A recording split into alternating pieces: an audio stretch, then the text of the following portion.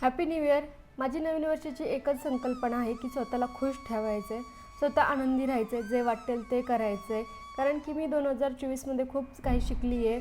जवळची माणसं, लोक आपल्याचं मन दुखून पुढे निघून जातात, आपण तिथेच राहतो.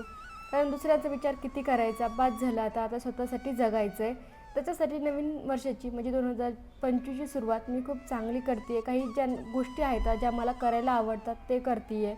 सकाळी उठून योगा केला, नंतर देवपूजा, हनुमान चालीसा वाचणं, हेल्दी खाणं. कारण सर्वात महत्त्वाचं असतं शरीराने साथ दिली तर आपलं मनही अत्यंत उत्तम राहतं.